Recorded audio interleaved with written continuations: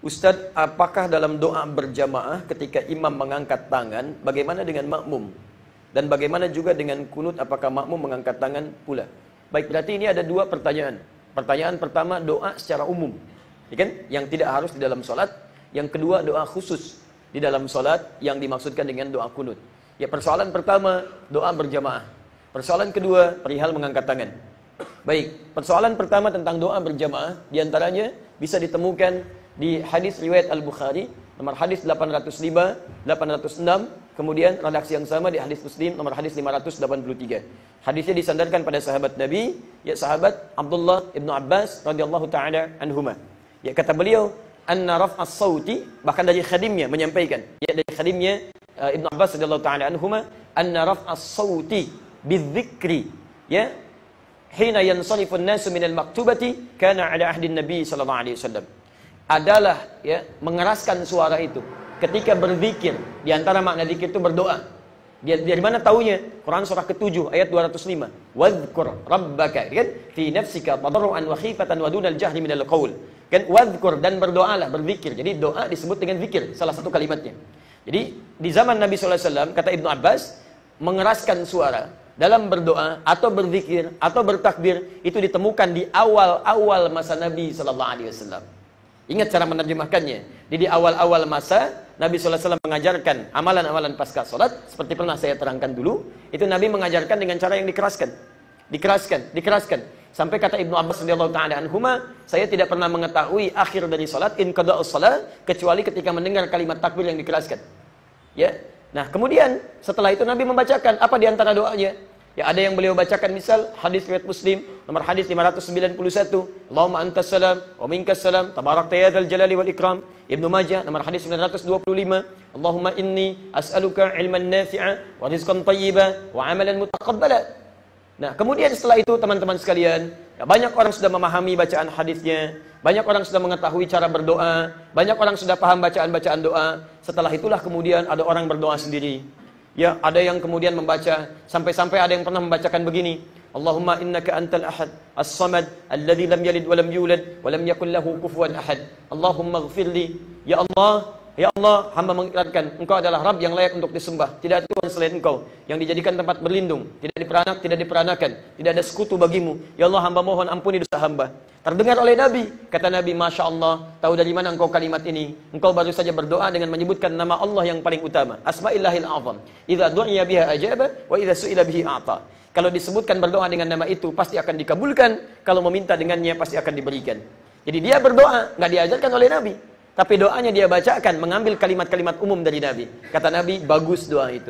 Terjadilah peristiwa, ada orang berdoa, kencang doanya. Ya Allah, Ya Allah, Ya Allah, Ya Allah. Sampai memberikan pengaruh kepada yang lain. Sampai turun ayat di sini, karena saking kencangnya, bisa mengganggu orang lain, bisa menyebabkan orang tidak khusyuk. Maka turunlah ayat di Quran surah ke-7, itu ayat 205. Wadhkur rabbaka fi nafsika tadarruan wa khifatan wa dunal jahri minal qaul. Dan sebutlah nama Allah, berdoalah, cukup sekarang dalam hatimu saja. Tidak perlu terlampau kencang-kencang sampai bisa ganggu orang lain. Cukup berdoa dengan lirih, khusyuk, sampaikan permohonanmu. Ya, bahkan di ayat lain engkau tidak berdoa kepada zat, ya dalam kalimat-kalimat hadis, ya yang tuli, yang tidak bisa mendengar, cukup sampaikan, Allah Maha mendengar bahkan sebelum itu disampaikan. Maka menyimpulkan kalimat ini, kata Imam Asy-Syafi'i di kitabnya halaman jilid pertama, halaman 150 sampai 151.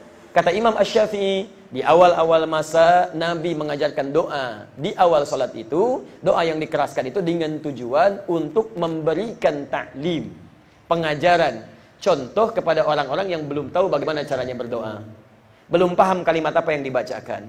Pada yang seperti ini sunnahnya dikeraskan karena dia belum paham dan belum tahu bagaimana caranya berdoa. Bagaimana Anda bisa mengajarkan orang-orang belum bisa berdoa dengan sir? Mustahil. Ada anak Anda, Dek, sini Dek. Adek nanti berdoa kepada Allah ya setelah sholat.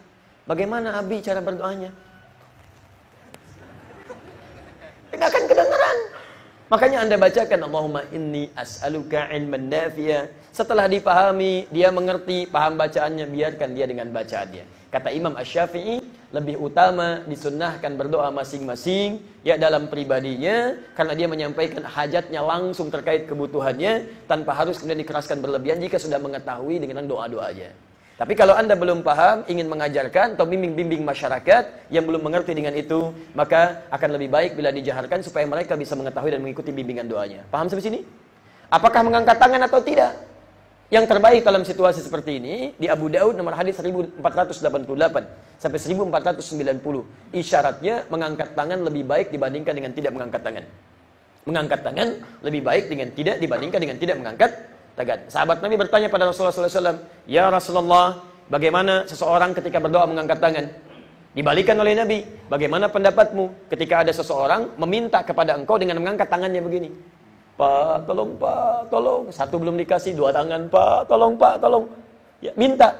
Kata orang ini, saya malu kalau nggak ngasih. Maka dijawab oleh Nabi, Innallaha hayyun karibun. Sungguh Allah itu lebih memalu dibandingkan dengan engkau, lebih mulia dibandingkan dengan engkau. Dan akan sangat malu ketika membiarkan seorang hamba mengangkat tangannya bermohon, kemudian membiarkannya sampai tangannya turun tanpa menjawab doanya. Ini menunjukkan kata para ulama, mengangkat tangan dalam berdoa lebih utama dibandingkan dengan tidak mengangkat tangan.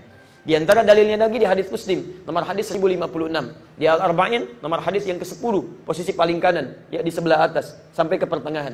Ya, thumma dzakara rajula, Nabi mengisahkan seorang lelaki, yutilus safara, menempuh perjalanan panjang, asy'atha aghbara, sampai rambutnya berantakan, tampilannya kumal, yamuddu yadayhi ilas sama. Dia berdoa kepada Allah mengangkat tangannya ke langit begini. Kemudian fayaqulu ya Rab, berkata ya Allah, ya Rab yang merawatku, yang mengabulkan doa, memberikan kecukupan, bermohon dia. Ya, cuman sayang, bukan Allah nggak mau ngabulkan. Kata Nabi, anna yustajabu lidzalik. Ini nggak bisa dikabulkan doanya, bukan karena mengangkat tangannya, bukan karena menyebut ya Rab, bukan. Famalbasu haramun, karena pakaiannya haram. Mat'amu haramun, makanannya haram. Mashrabu haramun, minumannya haram. Wa ghudhiya biharamin, dan perangkat hidupnya haram. Perangkat hidupnya haram. Di yang haram-haram itu bisa menghambat doa. Ya, cuman di hadis ini dicontohkan dengan mengangkat tangan. Nabi tidak mengingkari proses mengangkat tangan itu, bahkan menunjukkan itu lebih mulia dibandingkan dengan tidak. Jadi Anda boleh mengangkat tangan ketika berdoa, itu dianjurkan. Caranya bagaimana? Caranya, kalau lihat redaksi hadis itu bukan seperti ini. Bukan melepas ya, tapi mendekat begini, menyatukan. Jadi bukan terpisah begini, tapi mendekat seperti ini. Halo, terlihat? Baik ya, jadi mendekat seperti ini.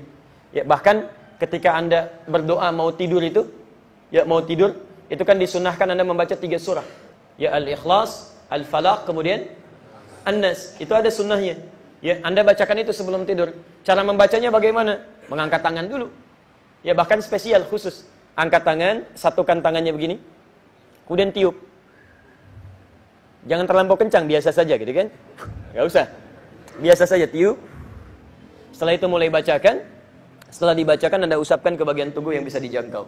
Jadi boleh kita mengangkat tangan dalam keadaan berdoa ya di luar sholat dalam kondisi yang dibenarkan. Adapun berdoa dalam kondisi-kondisi misalnya ya khususnya dalam sholat, ada kondisi-kondisi yang tidak harus kita mengangkat tangan. Banyak doa dalam sholat, misal duduk di antara 2 sujud, kan ada doanya, Rabbighfirli, warhamni, wajburni, warfa'ni, dan seterusnya. Tapi tidak pernah ada contoh dari Nabi sambil berdoa sambil mengangkat tangan. Ya, Rabbighfirli, warhamni, wajburni, itu nggak perlu. Jangan terlampau soleh di sini. Ya, cukup tangan Anda di sini, kemudian Anda mengucapkan doa. Nah, terkait dengan doa kunut, ya, imamnya kunut misalnya. Ya, kemudian makmum di belakang ingin mengaminkan misalnya, apakah harus mengangkat tangan? Tidak mesti dalam posisi ini. Di imam yang berdoa, saat imam berdoa, dia bisa mengangkat tangan. Adapun makmum di belakang sekedar mengaminkan saja. Kalau dia sekedar mengaminkan, maka 2 pilihan di sini. Mengangkat tangan dibolehkan, tidak pun tidak ada masalah. Jadi kalau misalnya di samping Anda ada orang, makmum misalnya, imam baca kunut, imamnya ngangkat karena dia berdoa. Ya, dia angkat tangannya. Tapi posisi makmum, dia mengangkat tidak ada masalah, tidak mengangkat pun tidak ada masalah. Jadi kalau hanya sekedar mengaminkan, ya saya barusan mengaminkan, tapi tidak harus mengangkat tangan, maka saya diam. Itu tidak ada persoalan di sini, itu ringan, ya. Tapi kalau antum mengangkat tangan pun tidak ada masalah di sini. Kalau ingin ikuti bacaan-bacaan doanya. Jelas di sini? Baik. Dan saya sangat mengharapkan, menganjurkan, juga bermohon bagi imam-imam yang khususnya subuh membacakan doa kunut, tolong sertakan dalam kunut-kunut itu untuk mendoakan bagi saudara-saudari kita yang ada di Suriah, ya di Palestina, kemudian juga di Irak, di Afghanistan, di Rohingya, juga tempat-tempat yang mengalami musibah, khususnya di Suriah pada hari-hari ini.